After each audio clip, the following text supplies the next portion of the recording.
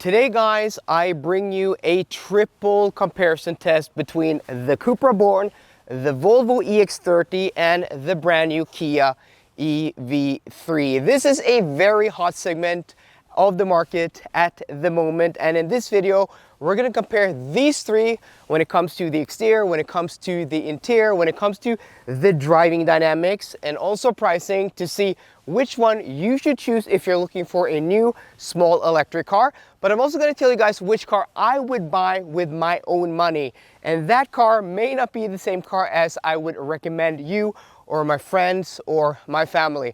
And guys, before we set off, I just have to apologize, but I have been sick for the past week. I picked up all of these three cars a week ago. I've done a triple range test, so if you want to see how these cars fare in the real world, going at motorway speeds, and see which one of these gets the most range, check the video out down below. But as I said, I've been sick the past week, and this video here is a combination of footage done over the past week with 3 days of filming, and that was what I was able to do. You can hear from my voice I'm still not well yet, but I've tried to do my very best. But there are a lot more things I would like to include in this video, but unfortunately I haven't had the time or been well to do that. So this is the best I was able to do in the past week, so I hope you guys enjoy, and for that please give this video a thumbs up and also subscribe to the channel if you want more of these triple comparison videos. To win this Xpeng G9 all-wheel drive performance, all you have to do is download the Horde app, use the referral code LRIFA to get 500 bonus starting points, and then recruit 2 of your friends. The Horde app is a great financial app which will help you save money, help you get great deals on different services, and also you can win a car worth 750,000 kroners. It's completely free. What are you waiting for? Download the Horde app down below today. The EV3 wears Kia's newest design language we first saw with the EV9, and I think it looks okay. I mean, it's different and interesting, and it even looks cool from some angles, but it's not exactly a mini EV9, which I kind of was hoping it would look like, because the EV9 looks freaking amazing, and that car has so much more road presence. Sure, that car's sheer size does help, but there is another small car here that has a lot of road presence as well. Honestly, I'm not sure about the Cupra's looks.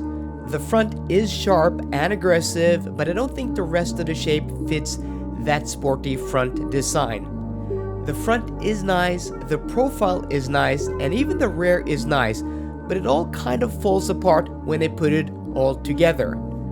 With all of that being said, I do prefer it to the EV3, but I think the ID3, which this car is based on, still after 5 years on the market, looks very nice and elegant. And more importantly, a lot nicer than the Cupra.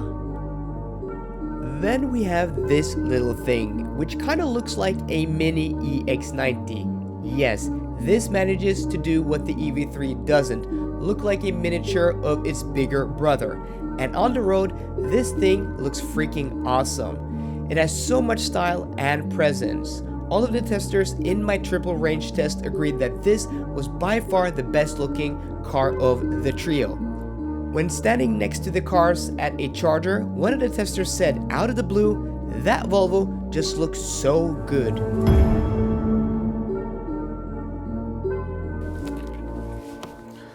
Okay guys, we decided to film the interior bits where there's an ice skating rink outside. I just almost fell over. So we're starting in the Volvo, and the reason I want to start in the Volvo is because this car, at least when it comes to the exterior dimensions, is the shortest. Also has the shortest wheelbase, but the interior I think is probably the smallest. Like the front cabin is something I like with the EX30, you know, even though it's simple in its design. I do like the layers and materials and the colors. I do do think it does feel high quality, like the steering wheel, the softness, the switch gear, the buttons, the grab handle on the door. You know, overall it just feels like a quality product. Though there are, you know, strange decisions like having the window switches in the middle, and also if you want to do the rear, you have to press this rear, and you also have this cup holder that, you know, retracts, but it gives, you know, this large center console here. So in the front, at least, it is a roomy interior. And I have, you know, tested this car extensively when it comes to the infotainment system, so I'm going to link a few videos down below. We're not going to cover that in this video, though this infotainment system has gotten a few updates. So if you come closer, I'm just going to show you, you know, from your home menu, you do have this. Let's see, we have this button here, which brings us to a new shortcut menu where you can turn off driver alert, speed limit warning, and also lane keep assist, which is a really nice thing. So, you know, it's been improved over the last time I drove this car almost a year ago. And also these seats, quite comfortable, but you can see here, like, there's no adjustability in the length. So like my cameraman, who's almost like 190 meters long, 190 centimeters long, not 190 meters long. I don't think he has enough, you know, under thigh support here. I wish there was just a little bit more adjustability in the seat, but the seats are comfortable. The driving position is nice, and also like the steering is nice. I really like the front cabin. But I'm going to show you guys the real Achilles heel of this car, and that is the rear seats, because they're tight. So this car has the shortest wheelbase, but it's not a lot shorter than the EV3. And you can see, I mean, I'm 181 centimeters with shoes sitting behind myself, and yeah, I can barely get my fingers in between my knee and the seat back. And also, like, you're sitting quite close to the floor, not a lot of under thigh support. Yeah, this is not a comfortable rear seat. If you're going to carry passengers, for children it's probably nice and fine, but for passengers on a long trip, this is a car you don't want full-size adults in. And it's kind of funny because a few months ago I saw one of these running as a taxi in Oslo, and I'm like, yeah, that driver has to be short to have any room for any passengers at all. So just to show you guys, my camera guy Sindre, he's going to sit behind me, and he's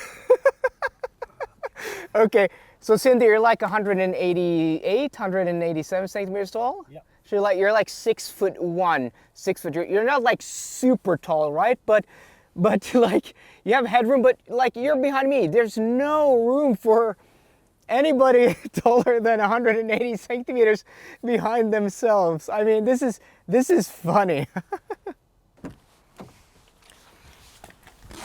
So, curiously enough, the Cupra is actually the longest car here. None of these are long. The Volvo's just under 4.3 meters long. This is just a little more than 4.3 meters long, but it has by far the longest wheelbase, like more than 10 centimeters longer than the Volvo and almost 10 centimeters longer than that EV3. And, you know, just from behind the wheel here, this feels a little bit narrower than the Volvo, but more roomy. Like there's more room here, and also you have a little bit more of a, you know, of a car-like driving position, and also like interior quality, like in some places really impressive, but in other places, yeah, a lot of cheap and hard-touch plastics, and you have to go for this copper theme. If you don't like it, there's no alternatives. You know, when I went to the launch of the Tavascan last year, and also the VZ version of this, the marketing team at Cupra, at their headquarters in Martorell, said this is supposed to emulate the color of the light when it hits the streets in Barcelona at sunset. So yeah, marketing jargon. But the steering wheel, really nice, high quality. You have these cool, you know, drive mode buttons. You have, you know, the Cupra button here.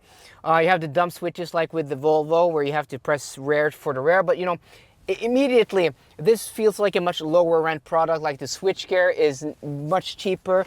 Quality isn't as nice, but I do like, you know, these cool sports seats. And I think by far of all the three cars, these seats are the most comfortable and supportive. Really nice, you know, this Alcantara type of material. Overall, it is a really, you know, nice interior experience because of the infotainment system. I think is probably one of the best here, along with the driver display, and also just this really nice seating position. So let's hop into the back and see where all of that wheelbase goes. So let's hop into the rear here, and I mean, compared to the Volvo, you're gonna see here, not only are you like sitting higher off the floor, like you have a lot more under thigh support.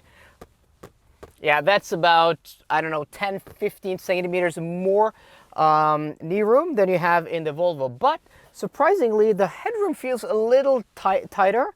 I mean, it's not bad. You still have a lot, but maybe my cameraman Sindre, who's taller than me, maybe he would have, you know, more problems here, but he would at least fit behind me and possibly even himself. So yeah, rear seats pretty good in the Cupra.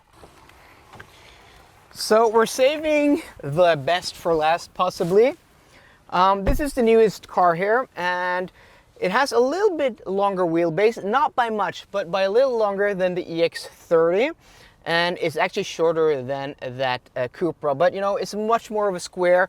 You have much more, you know, of an upright SUV type driving position in this compared to the Cupra, closer to that EX30.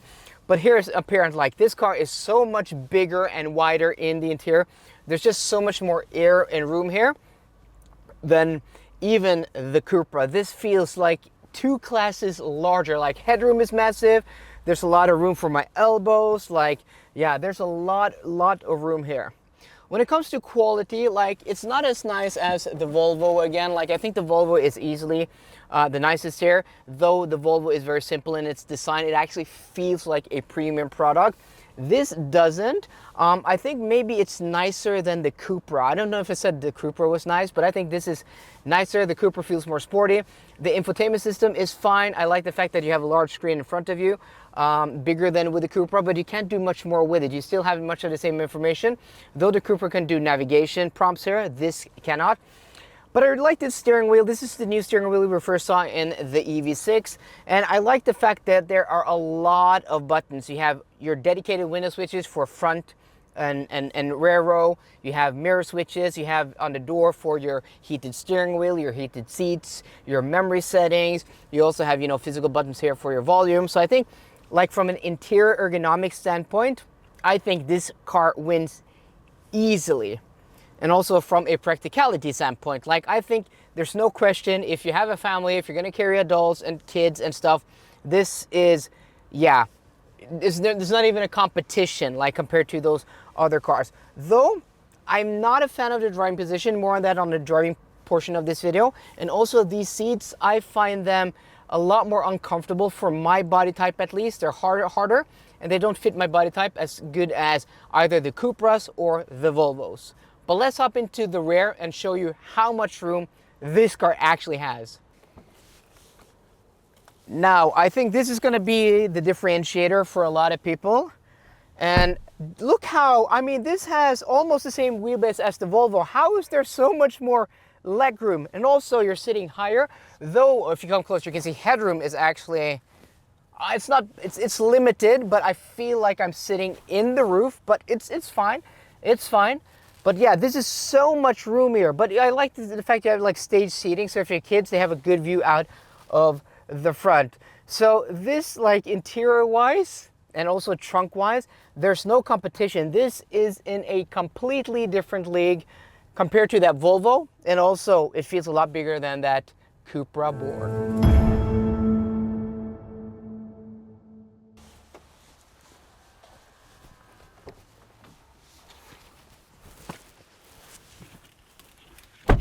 The Kia has the most elaborate key of all of these cars with the most buttons, and I do appreciate it. And also you just have it on your person and then you walk up to the car and the car unlocks. But this is the only car of the 3 that you actually have to hit the power on button here on the stock, which is fine.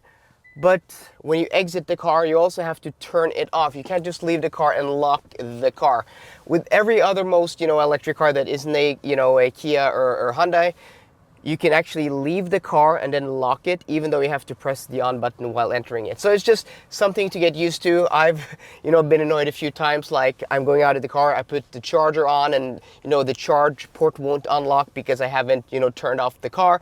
The passenger doors also won't unlock if you haven't turned off the car or you haven't hit the button here. So with every car sold in Europe or in the European Economic Zone, including the EU, that also includes Norway and Iceland and probably Switzerland. After July 2024, we have all of these, driver nannies that are now mandatory. So every time you do a key off, key on cycle, ignition off, ignition on, we have all of these assistance systems that are now mandatory, that turn on or reset every time you get into the car. And those are lane keep assist, speed limit warning, and driver monitoring systems, which is annoying. So with this car, it's pretty simple, because to turn off lane keep assist, you can just hold the lane keep button here on the steering wheel for a few seconds, it goes off. And then also you can turn off the speed limit warning by holding the volume button for a few seconds. But unlike with the EV6 and the EV3 I drove, recently, it actually beeps every time it changes the speed limit, or there are any, yield signs or stuff like that. So it's super annoying. So you can program this star button here to do stuff, and I've programmed it to go into the driver assistance system. So I can now turn off the driver monitoring system, and I also go into the speed limit warning to just turn it off completely. But then you also lose the speed limit, sign in the dashboard here. So put the car into drive. This car does have a few drive modes you can change here on the steering wheel: Sport, My Drive, Snow, Eco, and Normal. And let's set off. So there are a lot of things to like about the EV3, as you've seen throughout this video. And also, if you want to see how this fares when it comes to efficiency, when it comes to range compared to the other cars, I have done a triple range test. So I will link that in the description box down below. Very impressive results, considering this is easily the biggest car here. So I mean, driving wise, this is the only front wheel drive car here, and I mean, it's fine to drive. It's not an enthusiastic car to drive. Like, I think the EV6 drives a lot better. And also for me, as I said in my range test, I don't like Kia seats. The seats here, the seats in the EV6, the seats in the EV9 just don't fit my body type particularly well. So if you're sensitive to that, I don't think I'm sensitive to that, but if you are, I would highly recommend you guys to go check out and test drive one of these for a longer trip to see if you have the same issues as me. I find the seat cushion too hard, and also the driving position isn't the best. And also, driving wise, this is by far the slowest and also the least sporty of all of these cars. And when it comes to road noise, this is more noisy than the other two cars here tested. Though at 80 kilometers an hour, the difference is very small, but once you get going to the higher speeds, there is a bigger difference. In isolation, this is completely fine to drive. If I had to drive this on a daily basis, I wouldn't complain, though the steering is a little bit weird. Like with the EV9, it weights up strangely. But as I said, in isolation, it's fine, it's comfortable, though the suspension is maybe a little bit too taut for a lot of people.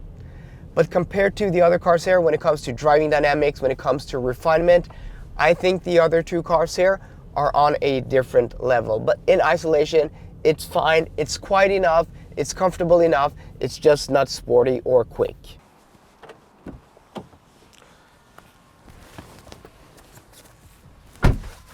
The Cupra has keyless go, keyless entry, so you just have the key on your person, you walk up to the car, you touch behind the door handle, the car unlocks, and also you just walk away from the car, and also the car locks when you just have your key on your person. Also, you sit in this driver's seat and the car turns on automatically, which is nice, I like that. But I like the way that Kia does it also, but I just wish the Kia could lock when you press the button to leave the car, because sometimes when you're in and out of the car, you don't want the car to turn on and off the ignition. For example, I don't know, when it's winter now and you just want to, turn on the car and then you want to scrape off the snow and ice, you don't want the car to turn off just leaving the car. But okay, that may, be different if you own a car and you also have the app and stuff like that. So to turn off the assistance systems in this car, it's a little bit, it's easy enough, but I wish they did the same, way they did with other Volkswagen product cars like with the Volkswagen infotainment system, which is a little bit better, where you have, you know, this shortcut and you can just, you know, go 1, 2, and 3. Here you have to go into driver warning systems, and then you have to turn off speed limit warning, and also you have to go into smart assistance systems and then turn off lane keep. This car, I believe, is an older car than July 2024, and that's why it doesn't have the speed limit. No, it doesn't have the driver monitoring system. So you put the car into drive by turning the knob here on the stock, or yeah, turn the stock. And this is rear wheel drive, and immediately this just feels like a much more substantial car than that Kia. I think the suspension is a little bit more taut, but also at the same time it is much more refined, giving this car, even though the chassis is, you know, stiffer, it's actually a more comfortable drive than that EV3. And also, you know, steering weight and all of that does feel very nice and very natural. And this being rear wheel drive with a 235 horsepower rear electric motor, it does feel substantially quicker than that Kia, and that's also reflected in the numbers. This also has a almost all the way defeatable traction control system where you can have fun, especially now when it's snow. I'm not going to do that, but if you want, you can. You also have a few drive mode buttons here on the steering wheel. You have drive mode here, and then you have your Cupra mode. So this is much more drive oriented, much more sporty in its setup. And also in our instrumented testing when it comes to road noise, this is quieter than the EV3. But the best thing aside from how this drives are these seats. Out of the trio, these are easily the best seats. Every time I get into this car, especially from the Kia, I'm like, yeah, these seats, they're both soft initially, but also supportive enough. So on longer trips, you're not gonna get back pain, you're not gonna get pain in your bottom. They're just really nice for short and for longer trips. They're really nice bolstering, so you get this really nice driving position. And also, yeah, driving position is almost like Porsche-esque, which probably offers some of the best driving positions in the business. This is just a much more sporty oriented car than that EV3, but at the same time, it also is as comfortable and more quiet. I just really like the way this drives. There's one thing though that also all of the testers in my triple range test noted, and that is the acceleration tip-in, even in comfort mode, is just a little bit weird. And also the brakes. These are the strangest brakes I've felt in any electric car in the past 4 years. I don't remember the ID3 being this strange. It just feels like you're stepping on a sponge. And the other testers noted that you had to give it a lot of pedal initially, and then once it starts biting, there's just no feel. Just modulating the brake is just really weird. So I don't know if that's an issue with this specific car. I've tried with, you know, with brake regen on or off. It's a little bit better with brake regen off. But if you get a little bit going and then you know, get into the pedal, it just gives you a weird kickback and feedback, and then you have to press more. It's just strange. And I think the brake pedal in this car really keeps it from being the best driving car, though it is very good in a lot of the driving aspects. So the Volvo has easily the dumbest key, one of these new wave cool new keys without any buttons. And I think the idea is, you know, you're just gonna have this on your person, and then you walk up to the car, you put your hand behind the door handle, the car unlocks, and when you walk away from it, you press the indentation on the door handle, and then it locks. Most of the time, that works completely fine. With this car I've had for a week now, no issues at all. But I have, you know, not the first time I've experienced these type of keys, and there have been issues in the past. And I think also some of the idea here is that you're gonna have the app on your phone, and then when you own the car, you have all of that registered. But what's really nice with this car is that when I leave the car, it doesn't turn off immediately. I can even close the door and I can walk away. It doesn't lock before I actually lock the car. It doesn't turn off the ignition before I actually lock the car. I really like that. So that means, like in winter, you can, you know, you can start your car, you can clear snow and ice, and without, you know, going in and have to turning on the ignition and stuff like that. And like with the other cars here, this also has, you know, the driver assistance systems, but I've been very critical to the infotainment system in the EX30. I made a whole bunch of videos about this last year because the first setup was just dumb when turning off the assistance systems. There were these three things I always turn off in three different locations. Now, you just press the car icon and then you have everything. You have lane keep assist there, speed limit warning, and driver alert all on the bottom. So that is really, really nice. So thank you, Volvo, for listening to us who review cars and also to the customer. So you have your gear selector here on the stock and you push that down and then you go.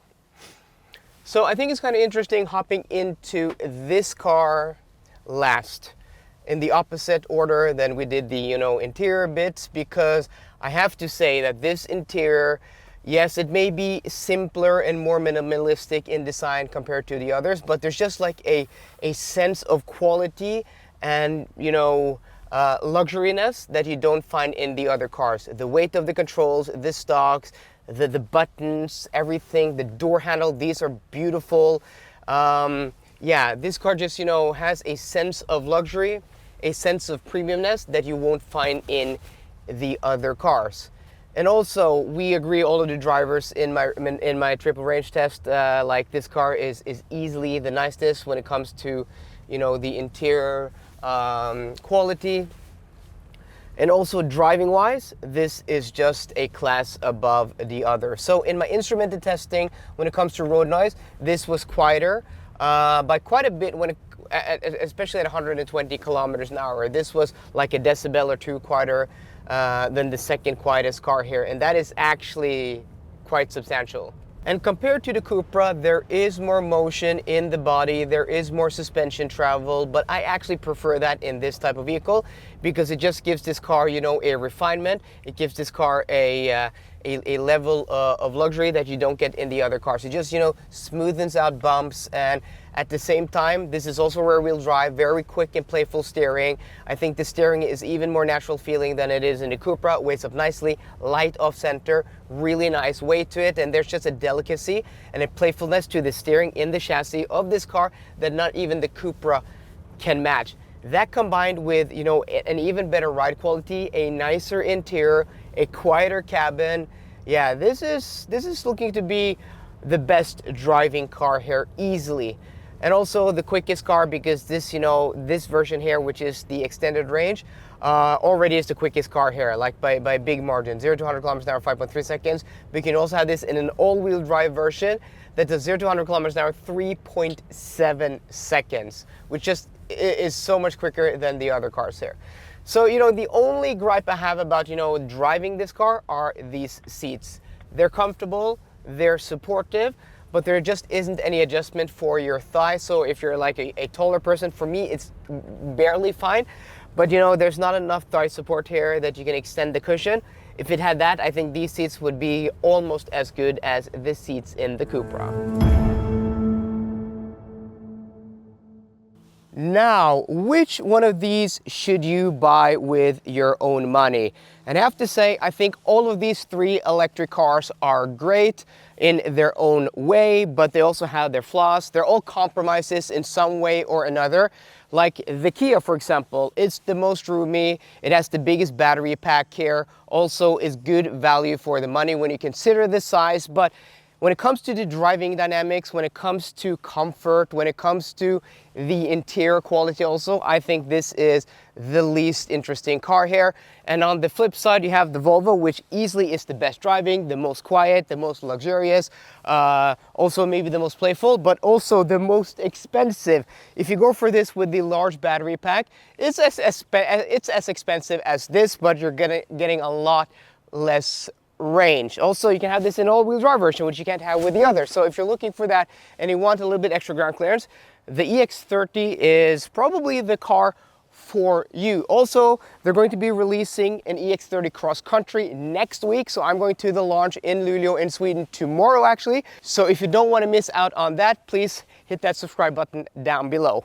And then you have the Cupra, which is kind of a compromise between these two. It's not as spacey as the Kia, but it's also not as expensive as the Volvo or as fast. So out of these three, I actually think the Cupra offers the best value, the best compromise. Again, it's not perfect, it's not as big or as practical as this, but it is a lot bigger and more practical than this. So I'd say if you don't need the large space, this offers the big trunk and the larger back seat. I think the Cupra Born is actually the sweet spot here. But I go one further because this has its issues with driving and also maybe a little bit too stiff and sporty for a lot of people. Maybe you want a car that's a little bit more comfortable.